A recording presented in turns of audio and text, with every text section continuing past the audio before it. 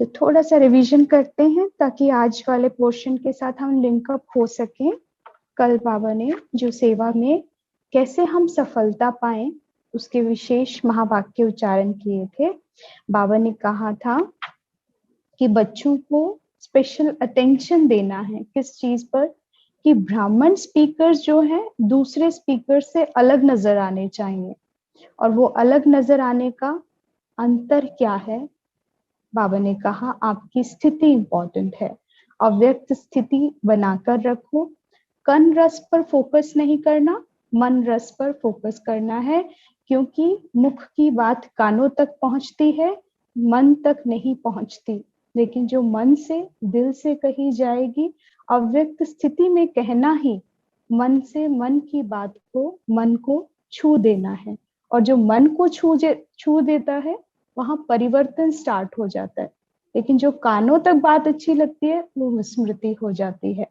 फिर बाबा ने कहा जैसे प्रोग्राम की डेकोरेशंस पर बहुत फोकस करते हैं कि कैसे बहुत अच्छे से अच्छी डेकोरेशन करें, बाबा ने कहा बाबा के बच्चों को अपनी स्थिति की डेकोरेशन करनी है, अपनी अवस्था बनानी है, अपनी आत्मिक स्थिति की डेकोरेशन, अपने गुणों शक्तियों का पूरा भरपूर डेकोरेशन करना है, जैसे बाबा आके एक एक बच्चे की डेकोरेशन करते हैं। बाबा ने कहा टॉपिक की बजाय टॉप की स्थिति पर कंसंट्रेट करो, फोकस करो। जितना टॉप की स्थिति होगी उतना ही, फिर बाबा ने कहा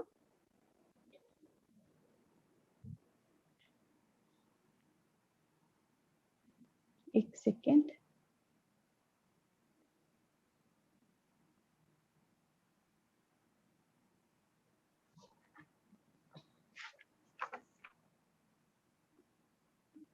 रेखा बेन आप को होस्ट कर देना, अजीत जो एक और आईडी है ना उस पर को होस्ट कर देना। तो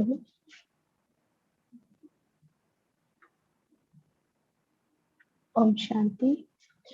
तो हम बात कर रहे थे, बाबा ने कहा टॉपिक की बजाय टॉप की स्थिति पर ध्यान देना है। फिर बाबा ने कहा ऐसी स्थिति बनानी है कि खुद ही घड़ी बन जाओ, समय की घड़ी। जहां भी जाओ समय को प्रत्यक्ष करो, क्योंकि घड़ी अपने आप में समय बताती है।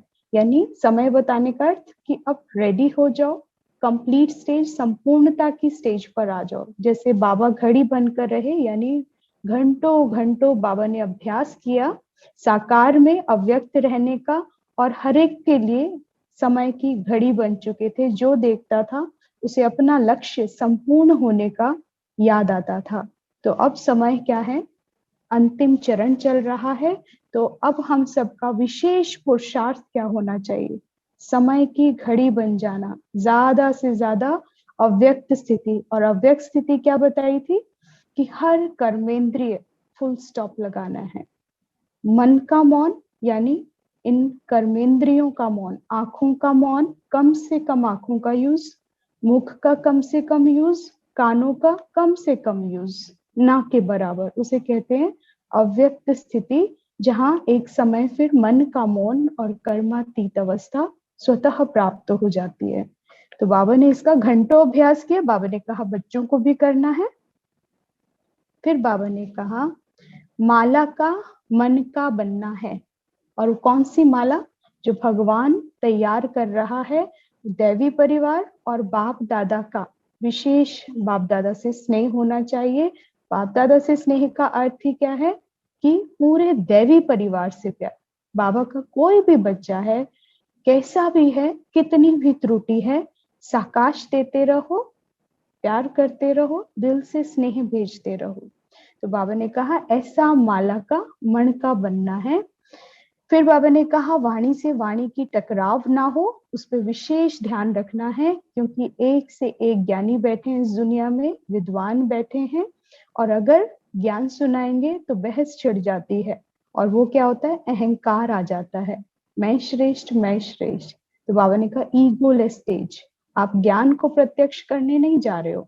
आप किसे प्रत्यक्ष, हमारा ज्ञान ही क्या है कि हम भगवान के बच्चे हैं। जहां जाएंगे अपने आप को प्रत्यक्ष करना है कि वो आया है और उसने मुझे सैंपल बनाया है, सैंपल बन के जाना है। और वो सारी आत्माओं को नजर आए। उनका कोरा ज्ञान है और बच्चों का कैसा होगा, प्रैक्टिकल, प्रैक्टिकल बनकर दिखाना है। तो बाबा ने कहा इसलिए ईगो बिल्कुल भी ना आए, वाणी से टकराव नहीं करना, निरअहंकारिता का परिचय देकर आना है। अव्यक्त स्थिति निराकारी, निर्विकारी, निरअहंकारी, अलंकारी, परोपकारी, ये 5 बातें हमेशा बुद्धि में रहे तो स्थिति कैसी रहेगी, अव्यक्त रहेगी। फिर बाबा ने कहा आपका कनेक्शन पावर हाउस से है और दूसरों को भी पावर हाउस से कनेक्ट कराना है, यही सेवा है। ऐसा ज्ञान सुनाओ कि उनका स्वतः योग लग जाए, पावर हाउस से कनेक्ट हो जाए। तो बाबा ने फिर बहुत ही सुंदर, जो कल के महावाक्यों में सबसे विशेष बात थी, बाबा ने कहा कि अगर आप सोल कॉन्शियस हैं तो बाबा की ब्लेसिंग आप पर स्वतः है। इतनी इंपॉर्टेंट लाइन है कि सोल कॉन्शियस होना अपने आप में, बाबा ने कहा कि बाबा की ब्लेसिंग्स स्वतः मिल जाए, कुछ करने की जरूरत नहीं है। क्यों? क्योंकि इस पर चिंतन करो, सोल कॉन्शियस स्टेज में हो क्या रहा है, सारे काम हो रहे हैं, सब कुछ हो रहा है, विकर्म विनाश भी हो रहा है, वायुमंडल भी परिवर्तन हो रहा है, पांचों तत्वों का भी परिवर्तन हो रहा है, आसपास जो आत्माएं हैं उनके अंदर भी परिवर्तन आ रहा है। तो आप इसमें बहुत पावरफुल स्टेज है, पूरा साकाश दे रहे होते हो। तो बाबा कहते हैं कि अगर आप इस स्टेज में स्थित हैं और जितना ज्यादा समय स्थित है तो बाबा की ब्लेसिंग्स आपको स्वतः मिलेगी, मेहनत करने की जरूरत नहीं। फिर बाबा ने कहा कि अकेले तो नहीं रहते ना, युगल रहते हो ना बनकर। और बाबा ने कहा 84 जन्म में 84 युगल तो मिले, लेकिन जो अब अंत में मिला है अजर अमर अविनाशी, ऐसा युगल कभी मिला है?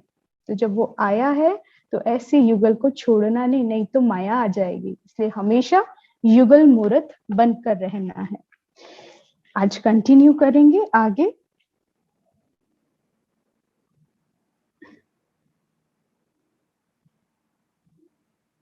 21st स्लाइड रहेगी कुमारियों वाली।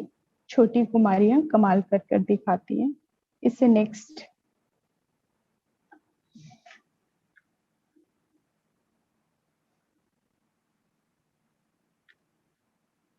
से बैक जाओ, छोटी कुमारी का स्टार्टिंग लाइन है।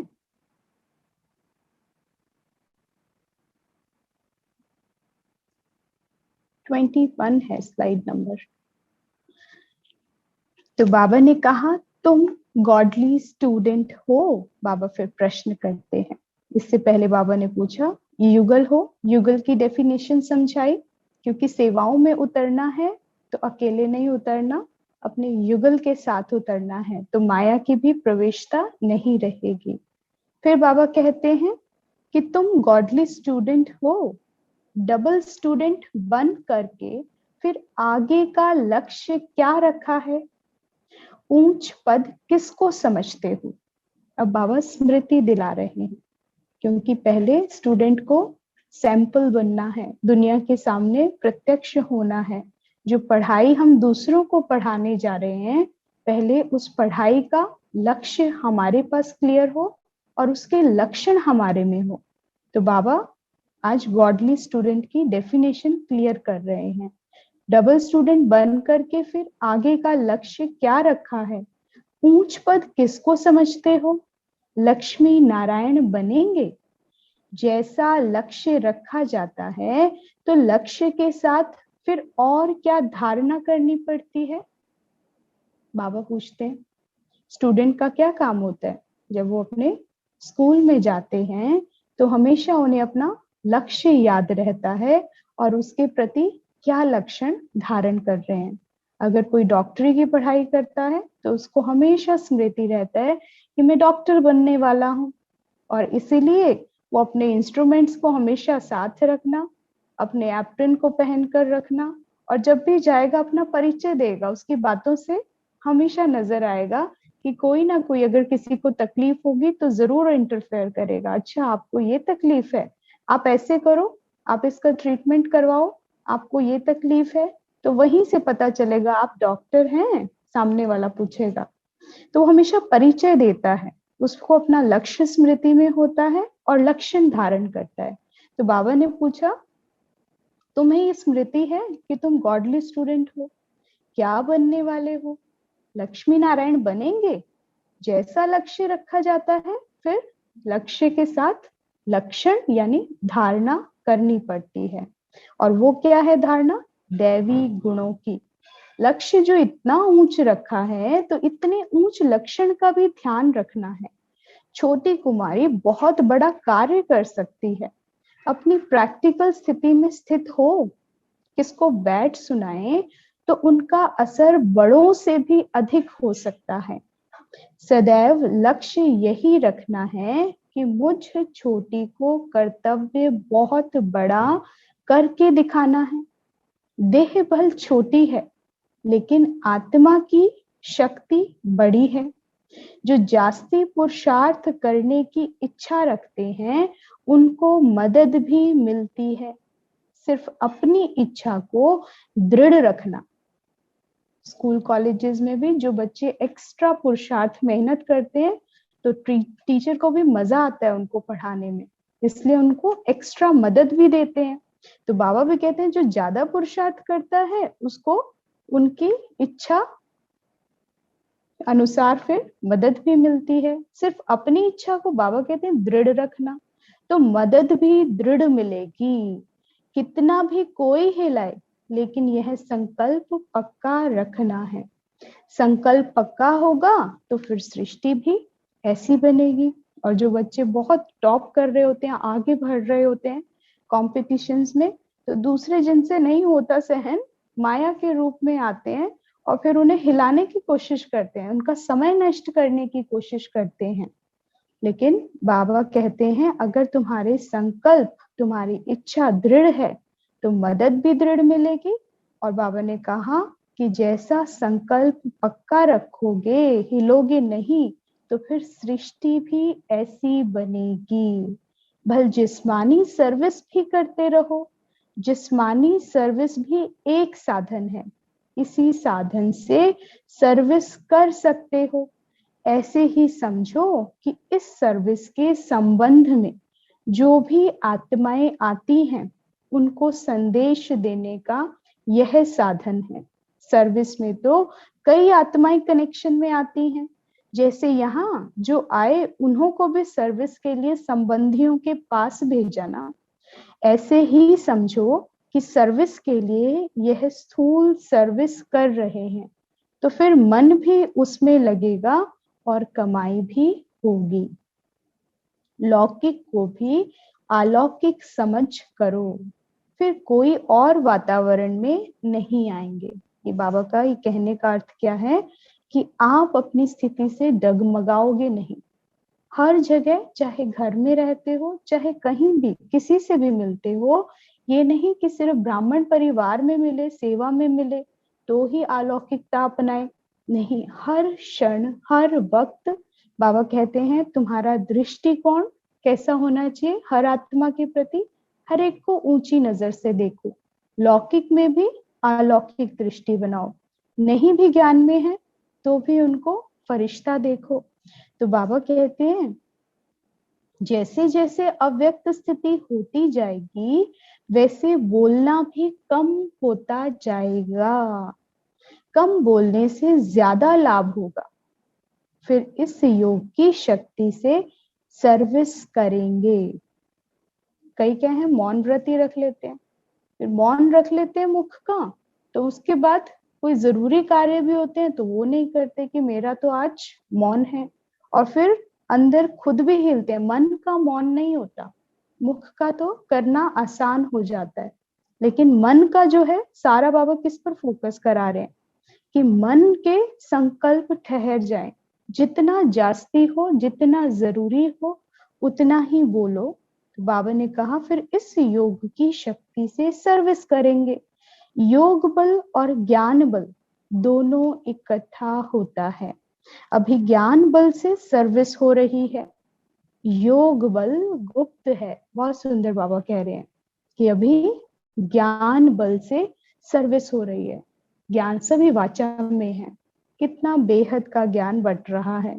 तो बाबा कहते हैं फिर आ जाता है योग बल अभी गुप्त है, यानी मनसा सेवा, इतनी साधना करो कि मन से ही किसी को परिवर्तन कर दो, किसी के संस्कारों को परिवर्तन कर दो। लेकिन जितना योग बल और ज्ञान बल दोनों समानता में लाएंगे, इस लाइन को अंडरलाइन करो और ध्यान से फोकस करो, जितना योग बल और ज्ञान बल, ये अपने चार्ट में कैलकुलेशन करना, सारा दिन में कितना मुरली को पढ़ा, कितना समय मुरली पर लगाया, कितनी एकाग्रता मुरली पढ़ते हुए सुनते हुए हुई, उसके बाद मनन कितना किया। और बाबा कहते हैं योग और ज्ञान का बैलेंस हो। अगर सक्सेस चाहिए, दोनों चीजें चाहिए, क्योंकि योग है ही क्या, योग में बैठकर करोगे क्या, जो ज्ञान है, जिस चीज की समझ है, जो परिवर्तन करना है, जो लक्ष्य धारण किया है, उसको एम्पावर करना है, साक्षात करना है।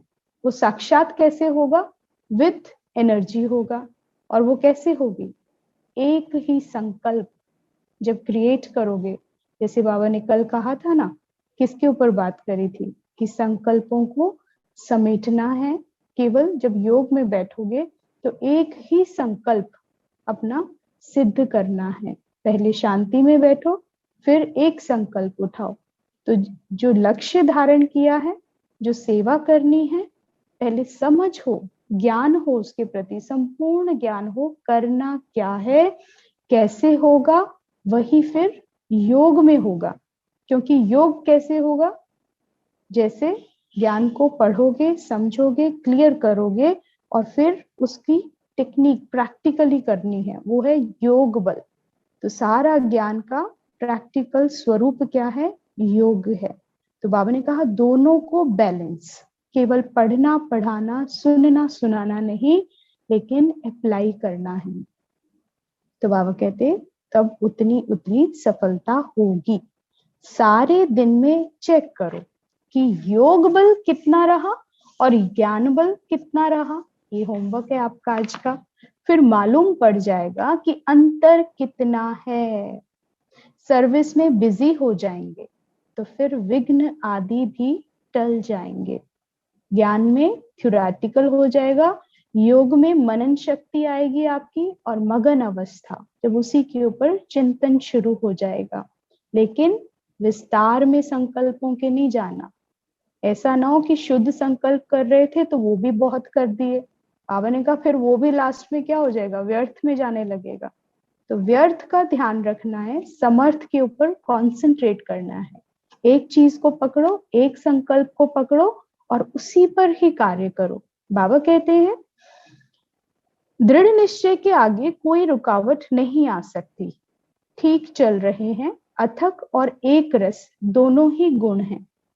सदैव फॉलो फादर करना है, जैसे साकार रूप में भी अथक और एक रस एग्जाम्पल बनकर दिखाया, वैसे ही औरों के प्रति एग्जाम्पल बनना है। जैसे बाबा ब्रह्मा बाबा ने अथक और एक रस अवस्था अपनाई, कभी थकते नहीं थे, इसीलिए फोकस करते थे सोल कॉन्शियस रहो, अव्यक्त स्थिति बनाए रखो, चित्र से परे विचित्र में खो जाओ। तो ये बाबा ने किया और बाबा इसीलिए अथक रहते थे, कभी थकावट नहीं होती थी। बाबा ने कहा भी ना पीछे वाणियों में कि थकावट किसकी होती है, संकल्पों से थक जाते हैं। संकल्पों से थकते हैं तो उसका असर फिर मन का असर तन पर आता है। लेकिन अगर संकल्प लाइट रहेंगे तो आप भी उड़ती कला में रहोगे। और एक रस स्थिति कैसी रहे, एक रस, परिवर्तन नहीं, घड़ी घड़ी चेंज नहीं, मूड स्विंग्स नहीं। तो बाबा कहते हैं जैसे साकार रूप में भी अथक और एक रस एग्जाम्पल बनकर दिखाया, वैसे ही औरों के प्रति अब आपको एग्जाम्पल बनना है।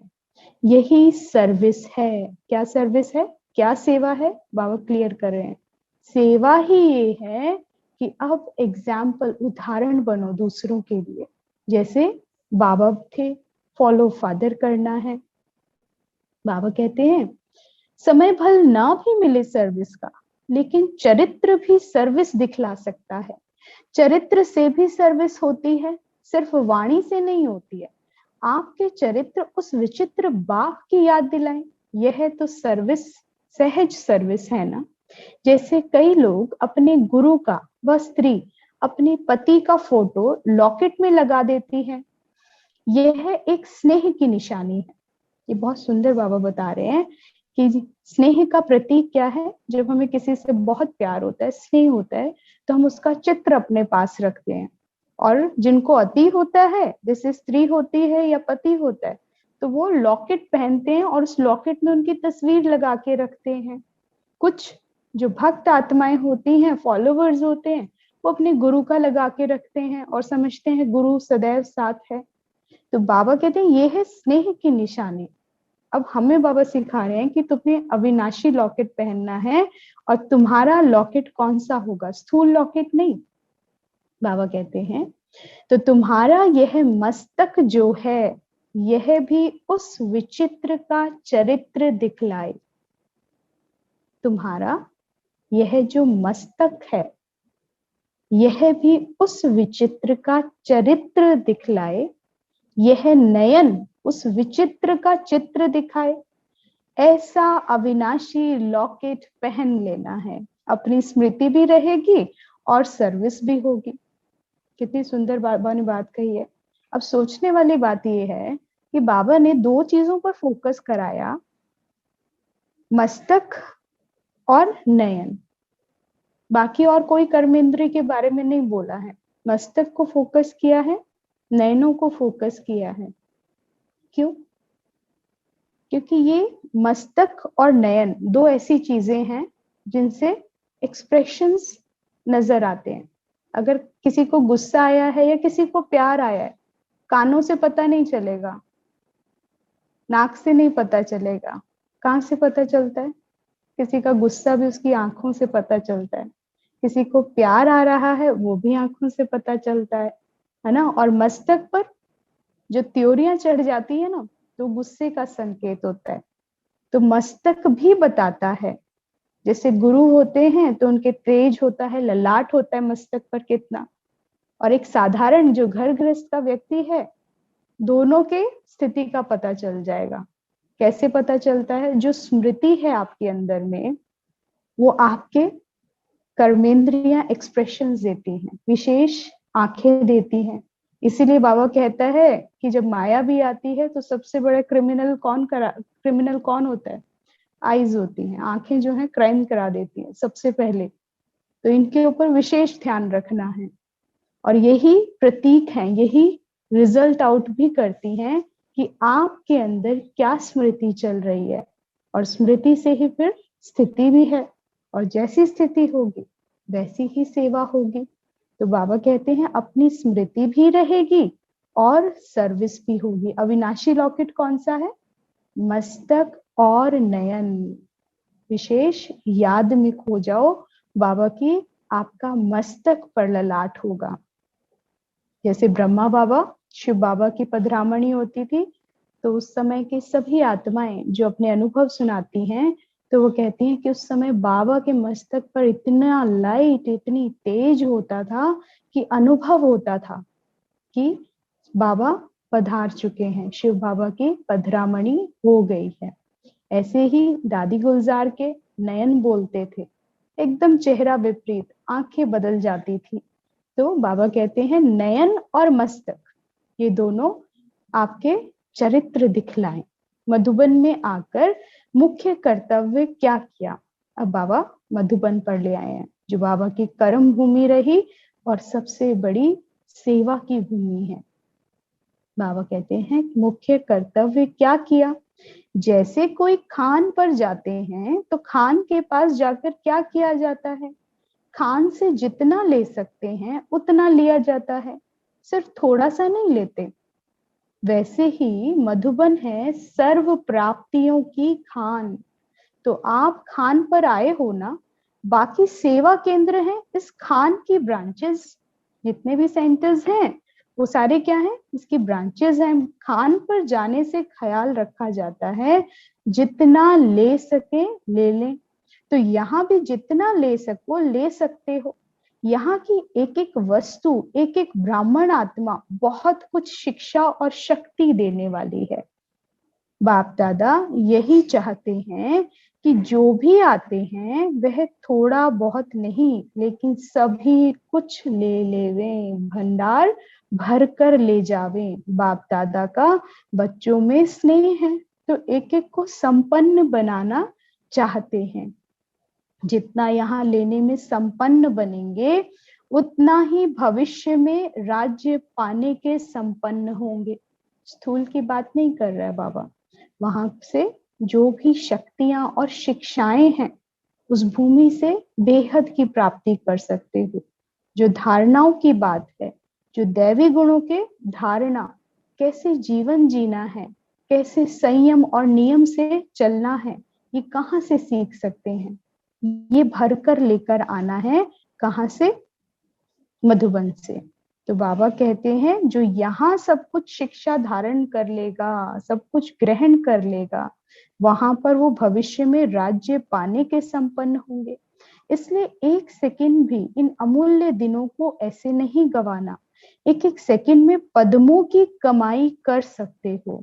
पद्म सौभाग्यशाली तो हो जो इस भूमि पर पहुंच गए हो, लेकिन इस पदम भाग्य को सदा कायम रखने के लिए पुरुषार्थ सदैव संपूर्णता का रखना है। जैसा बीज होता है वैसा फल निकलता है। तो आप लोग जैसे बीज हो, नींव जितनी खुद मजबूत होगी उतना ही इमारत भी पक्की होगी। इसलिए सदैव समझना चाहिए कि हम नींव हैं, हमारे ऊपर सारी बिल्डिंग का आधार है। अपने आप को हमेशा फाउंडेशन समझकर चलो, नींव समझकर चलो कि जैसा हम चलेंगे, जैसा हम सोचेंगे, फिर आगे पूरी सृष्टि हमारी वैसी ही रची जाएगी।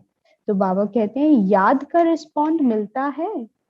बच्चे बाबा को याद करते हैं तो बाबा बता रहे हैं कि याद का रिस्पॉन्ड मिलता है। पूछते हैं बाप दादा तो अब सभी के साथ हैं ही, क्योंकि साकार में तो एक स्थान पर साथ रह सकते थे, अभी तो सर्व के साथ रह सकते हैं। सदैव यह ध्यान रखो कि एक मत से एक रिजल्ट होगी। एकता का संस्कार, एक मत का संस्कार बाबा बता रहे हैं कि उसी से रिजल्ट होगी। इस गुण को परिवर्तन में लाना है। कौन सा गुण? एक मत होकर रहना है। तो बाबा कहते हैं इस गुण को परिवर्तन में लाना, कैसी भी परिस्थिति आए लेकिन अपने को मजबूत रखना, औरों को अपने गुणों का दान देना है।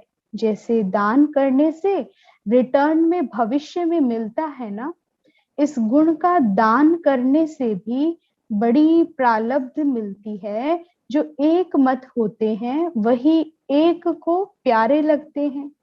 बाप दादा होते हैं, बाप दादा दो होते एक है ना, वैसे भल कितने भी हो लेकिन एक मत होकर चलना। ये बाबा एग्जाम्पल बता रहे हैं। जैसे शिव बाबा बोलते और ब्रह्मा उनकी मत पर चलते हैं।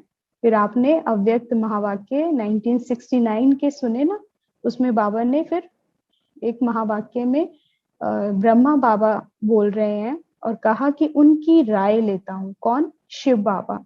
क्योंकि अब बच्चा समान हो गया है। जब समान हो जाते हैं तो पिता फिर एक टाइम पर उनसे राय लेते हैं, फ्रेंडली ट्रीट करते हैं।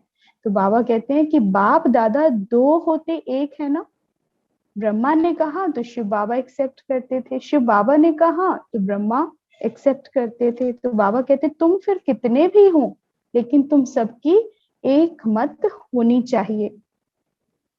वैसे भल कितने भी हो लेकिन एक मत होकर चलना। बाप के घर में आकर विशेष खजाना लिया, बाप के घर में विशेषताएं भरी हुई है ना। अपने घर में असली स्वरूप में स्थित होने आए हो। अपना असली स्वरूप और असली स्थिति क्या है वह याद आती है। आत्मा की असली स्थिति क्या है? जैसे पहले आत्मा परम धाम की निवासी सर्व गुणों का स्वरूप है, वैसे ही यहाँ भी अपनी स्थिति का अनुभव करने के लिए लाए हो। मधुबन में आए हो उस स्थिति की टेस्ट करने के बाद उनको सदा के लिए अपनाना है। इसका नाम ही है मधुबन। मधु अर्थात मधुरता, यानी पहले भी वाणी चली थी ना मधुबन पर, स्नेह और शक्ति दोनों ही वरदान पूर्ण रूप से प्राप्त करना है। स्नेह भी और शक्ति भी, इसमें भी बैलेंस। तो बाबा कहते हैं ये है मधु का अर्थ। यहाँ मधुबन में दोनों चीजें वरदान रूप में मिलती हैं, स्नेह भी और शक्ति भी। फिर बाहर में जाएंगे तो इन दोनों चीज के लिए अपना पुरुषार्थ करना पड़ेगा। इसका अर्थ क्या हुआ? बाबा कह रहे हैं वहां तो स्वतः वरदान में मिलती है जब उस भूमि पर जाते हो, लेकिन जब बाहर जाएंगे तो बाबा ने कहा आपको पुरुषार्थ करना पड़ेगा। यानी जितना जितना याद में स्थित होंगे, जितना जितना शिव बाबा की याद में स्थित होगे, अव्यक्त मिलन करते रहोगे, स्नेह और शक्ति स्वतः मिलता रहेगा। तो बाबा कहते हैं पुरुषार्थ, और पुरुषार्थ क्या है? याद का है। आप और याद कैसे ठहरती है? स्नेह से। तो पहले खुद स्नेह से भरना होगा, तब याद होगी, और याद से फिर दोबारा स्नेह और शक्ति प्राप्त होगी। ये पुरुषार्थ है।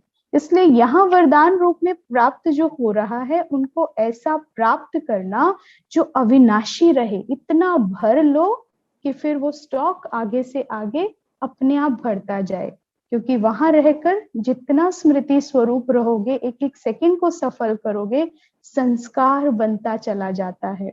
जितना लंबा समय हम जिस स्मृति में रहते हैं, वो फिर धीरे धीरे हमारा संस्कार, हमारी हैबिट बन जाती है। तो बाबा कह रहे हैं कि जितना इस वरदान रूप में प्राप्त हो सकते हैं, तो पुरुषार्थ जब वरदान रूप में प्राप्त हो सकते हैं तो पुरुषार्थ करके क्या लेवें? गुरु वरदान देता है तो क्या करना होता है?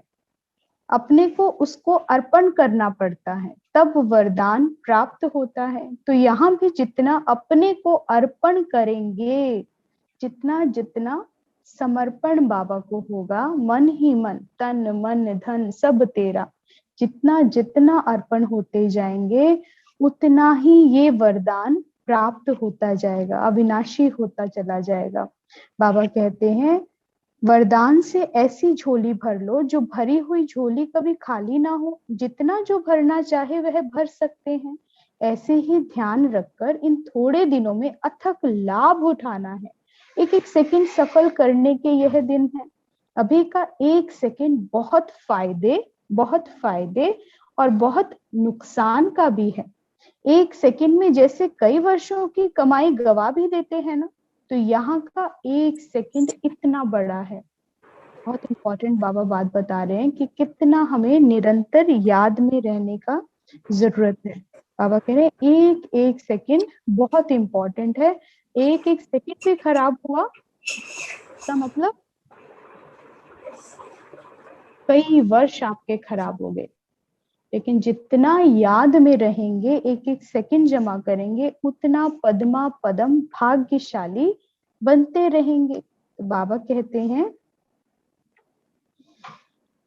त्याग से ही भाग्य बनता है, लेकिन त्याग करने के बाद मनसा में भी संकल्प उत्पन्न नहीं होना चाहिए। उस त्याग की भी विस्मृति, भूल जाओ जो त्याग भी किया है। जब कोई बलि चढ़ता है तो उसमें अगर जरा भी चिल्लाया, वह आंखों में आंसू आ गए, बूंद निकली, तो उनको देवी के आगे स्वीकार नहीं कराएंगे। झाटकू सुना है ना, एक धक से कोई चीज को खत्म करने और बार बार काटने में फर्क रहता है ना।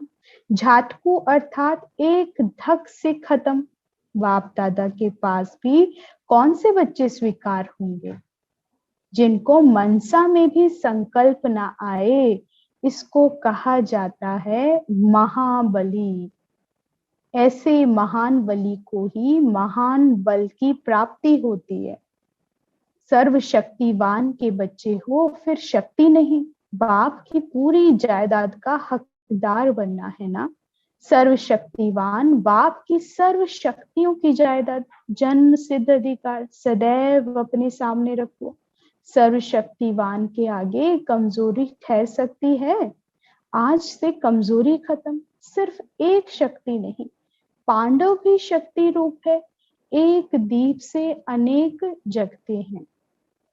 डबल सर्जरी करते हो? फिर बाबा दूसरी पॉइंट पर ले आए हैं।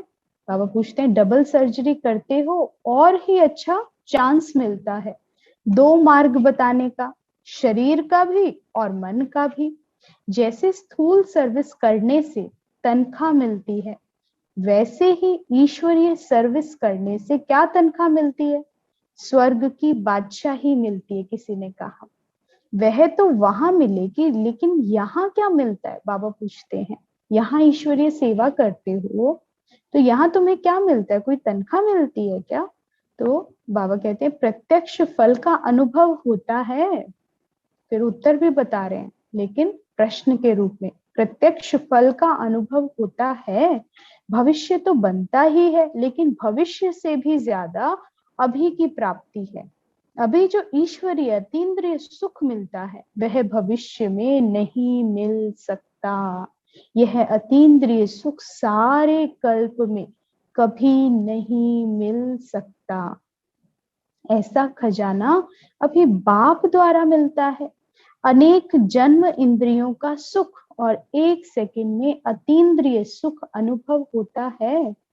शिव बाबा को युगल बनाया है। अब पूछते हैं कि जो इतने जन्म इंद्रियों का सुख मिला और यहाँ जो एक सेकंड में इंद्रियों से परे का सुख, जिसे अतीन्द्रिय सुख कहा है, क्या वो अनुभव होता है? शिव बाबा को युगल बनाया है। वह देहधारी युगल तो सुख के साथी होते हैं, लेकिन यह तो दुख के समय साथी बनता है। ऐसे युगल को तो एक सेकंड भी अलग नहीं करना चाहिए। जो दुख में साथी हो और उस दुख को मिटा दे, ऐसा साथी। तो बाबा कहते हैं ऐसे को दूर करना चाहिए। तो बाबा कहते हैं ऐसे को बिल्कुल अलग नहीं करना, एक सेकंड भी अलग नहीं करना, क्योंकि सदैव सुख देने वाला है। साथ रखना अर्थात शक्ति रूप बनना। यह ब्राह्मण परिवार देखा, इतना बड़ा परिवार कब मिलता है? सिर्फ इस संगम पर ही इतना बड़ा परिवार मिलता है। हम इतने बड़े परिवार के हैं। यह नशा रहता है। अब नशा चढ़ा रहे हैं। क्या नशा चढ़ा रहे हैं? कि इतने बड़े परिवार के हो, ब्राह्मण परिवार, ईश्वरीय परिवार।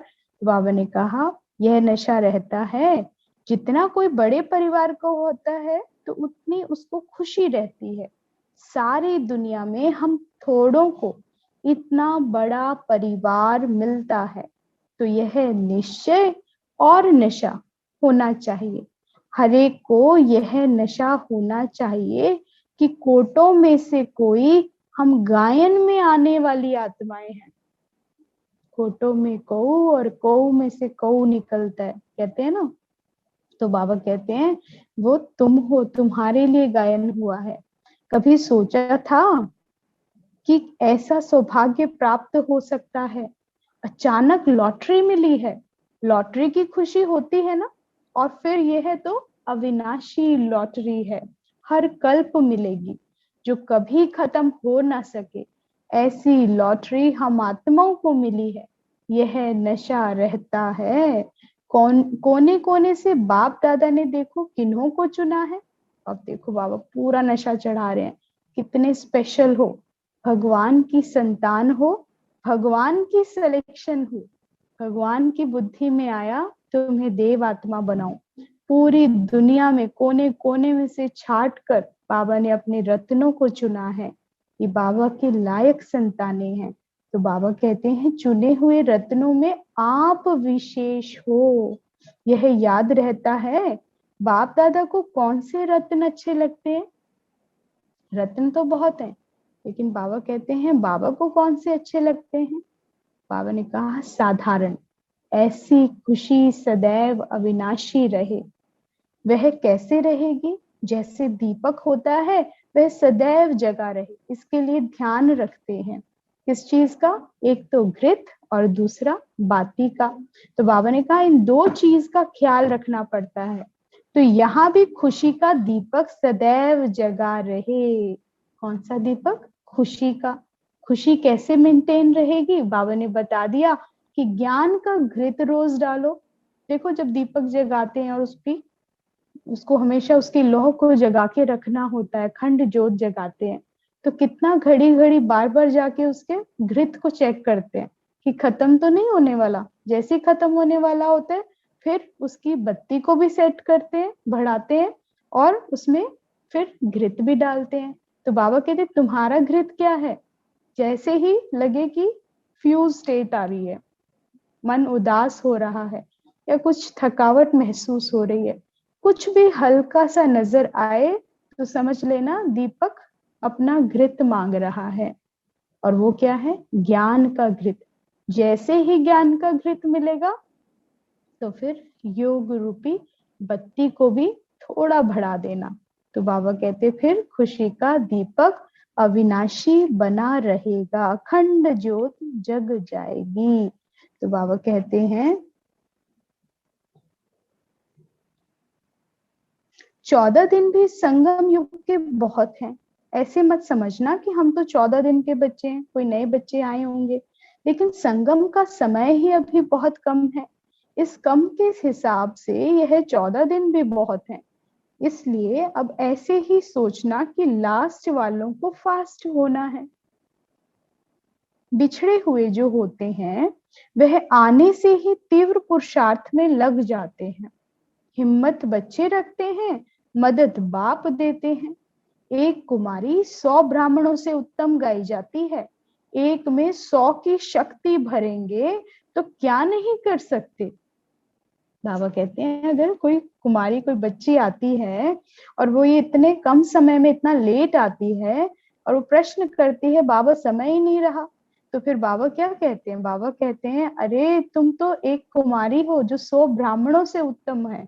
यानी 100 की 100 ब्राह्मण जो तैयार हुए हैं इतना समय पुरुषार्थ करके, उन 100 ब्राह्मणों की शक्ति उस एक कन्या में है, कुमारी में है। तो बाबा कहते हैं तो क्या नहीं कर सकती हो? सिर्फ अपने पाँव को पक्का मजबूत बनाओ, कितना भी कोई हिलाए तो हिलना नहीं है। अचल घर भी तुम्हारा यादगार है ना। अचल अर्थात जिसको कोई हिला ना सके। 3 मास में 3 वर्षा लिए हैं बाप दादा। 3 वर्षा कौन सा देते हैं? सुख, शांति और शक्ति। जितना अधिकार लेंगे उतना वहां राज्य के अधिकारी बनेंगे। संपूर्ण अधिकार पाने का लक्ष्य रखना है, क्योंकि बाप भी संपूर्ण है ना। युगल रहते हुए, अकेले रहते हो और युगल रूप में रहते हो। फिर बाबा आज फिर से युगल की बात कर रहे हैं, फिर से पूछते हैं। जरूर बच्चे अपने आप को अकेला अनुभव करते हैं, तभी तो बाबा 2-2 बार रिपीट करता है। तो बाबा कहते हैं युगल रूप में रहते हो, अकेला रूप कौन सा है? आत्मा अकेली है ना, आते भी अकेले हैं, जाते भी अकेले हैं। तो युगल रूप में पार्ट बजाते भी आत्मिक स्थिति में रहना अर्थात अकेले बनना है, फिर रूहानी युगल बनना है। तो बाप और बच्चे, वह तो हुआ देह का युगल। आत्मा और परमात्मा, यह भी युगल है। आत्मा सजनी सीता कहते हैं ना, परमात्मा है साजन राम।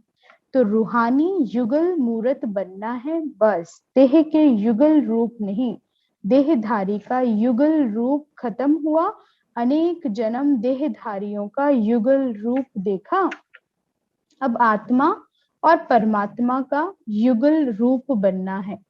ऐसी स्थिति में रहते हो, इस अनोखे युगल रूप के सामने वह युगल तो कुछ भी नहीं। तो देह की भावना खत्म हो जाएगी। सभी से प्रिय चीज क्या है? प्रिय चीज अच्छी लगती है ना, तो उस प्रिय वस्तु को छोड़ दूसरे को प्रिय कैसे बना सकते हैं? अकेला भी बन जाना है, फिर युगल भी बनना है। कोई को आने से ही लॉटरी मिल जाती है, कोई को प्रयत्न करने से लॉटरी मिलती है। ऐसे ऊंच भाग्यशाली अपने को समझते हो। कुमारों के लिए भी सरल मार्ग है, क्योंकि उल्टी सीढ़ी जो चढ़े हुए हैं उनको उतरनी पड़ती है।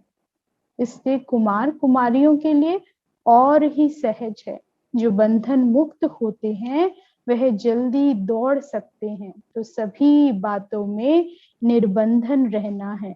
कैसी भी परिस्थिति में अपनी स्थिति ऊंची रखनी है। जो ऊंच जीवन का लक्ष्य है उनसे दूर नहीं होना है। अपने लक्ष्य को सदा सामने रखो और फिर लक्ष्य धारण करने हैं, उससे दूर नहीं होना है। अच्छा, ओम शांति शांति शांति।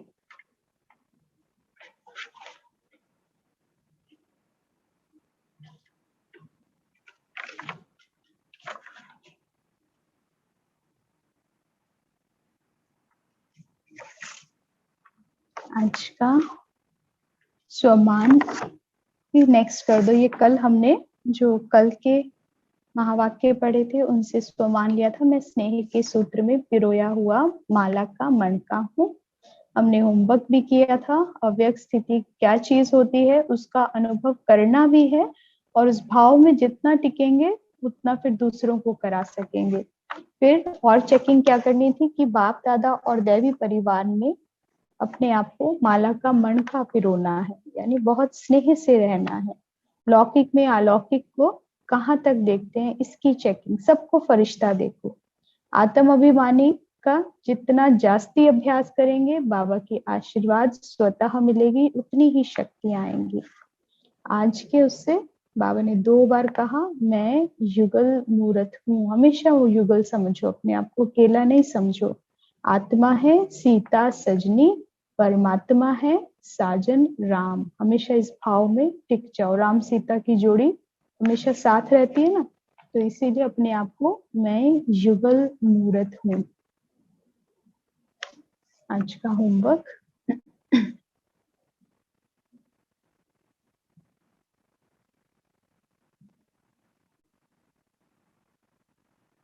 सारे दिन में चेक करें योग बल और ज्ञान बल दोनों का कितनी समानता रही। मुरली कितनी पढ़ी, कितना मनन किया, फिर कितना योग किया।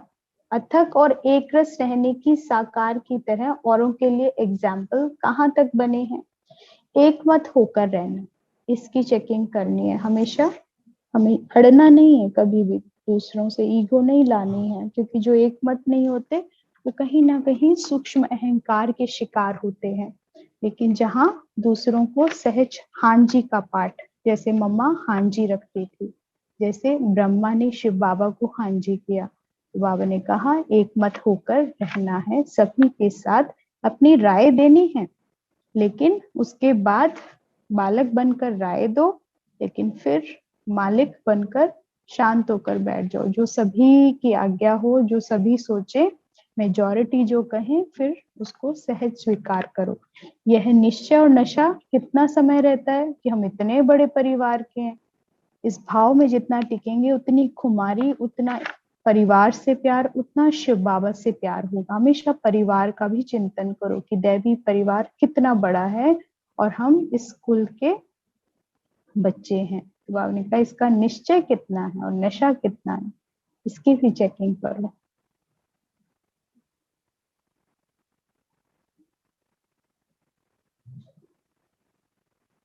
इससे नेक्स्ट है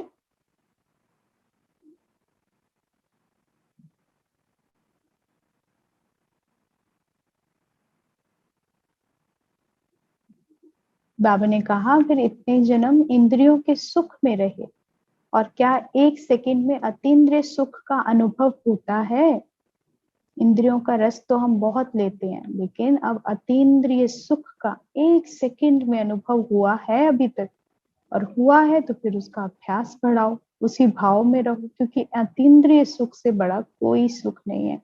कमी ही इस चीज की है, बाबा की विस्मृति होना, याद ना ठहरना, माया का आना, यानी अतीन्द्रिय सुख का भी अनुभव नहीं हुआ है।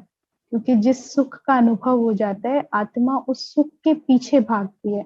हम सब आज दिन तक क्या पुरुषार्थ कर रहे हैं, अज्ञान काल में भी क्या करते, सुख के पीछे तो भागते। नौकरी करना, पैसा कमाना, घर बंगला गाड़ी, ये सब क्या है, सुख के पीछे तो आत्मा भागती है। तभी तो इतना पुरुषार्थ करती थी, धन कमाने का भी पुरुषार्थ करती थी। क्यों? ताकि ये जो शारीरिक सुख है, भौतिक सुख है, इनकी प्राप्ति हो सके। तो इसके लिए पुरुषार्थ भी उतना करती थी। तो बाबा कहते हैं अतीन्द्रिय सुख का अनुभव हुआ है 1 सेकंड में। जिसको अतीन्द्रिय सुख का, इंद्रियों से परे का सुख मिल जाएगा, फिर वो किसी और सुख के पीछे भाग नहीं सकती, फिर कभी माया भी नहीं उसका सामना कर सकती। क्यों? क्योंकि माया अपनी कमजोरी है। जब कोई पुरुषार्थ में लग जाता है, जब कोई गरीब इंसान मेहनत करता है, तब वो कोई उसको टाल नहीं सकता, कोई उसको दुख, कोई कष्ट, कहीं वो फंस नहीं सकता, कोई कमजोरी अनुभव ही नहीं होती। जैसे माँ होती है, उसे भी अपने बच्चे को देखकर सुख मिलता है, तो उसके लिए वो हर पीड़ा को सहन करती है। तो उससे पूछो उसको कोई कष्ट अनुभव होता है, तो कहेगी नहीं होता, मुझे मेरे बच्चे को देखकर सुख मिलता है। तो उसे वो जब सुख प्राप्त होता है तो उसे पुरुषार्थ करना मुश्किल नहीं लगता है। हम पुरुषार्थ क्यों नहीं करते? क्योंकि अतीन्द्रिय सुख का भी अनुभव नहीं हुआ है जिस आत्मा को। इसलिए गोपियों के लिए गायन है अतीन्द्रिय सुख का। और बाबा कहते हैं जिस दिन तुम्हारी बुद्धि, मन जो है एक गोपी के समान हो जाएगा, अतीन्द्रिय सुख के पीछे भागेगा घड़ी घड़ी, तो फिर निरंतर पुरुषार्थ करेगा, उठते बैठते चलते हमेशा बाबा की याद समाई रहेगी। फिर बाबा ने कहा खुशी के दीपक को कितना समय जगाकर रखते हो? ज्ञान घृत और योग बत्ती से जगाकर रखना है। क्या? खुशी के दीपक को। अच्छा, ओम शांति।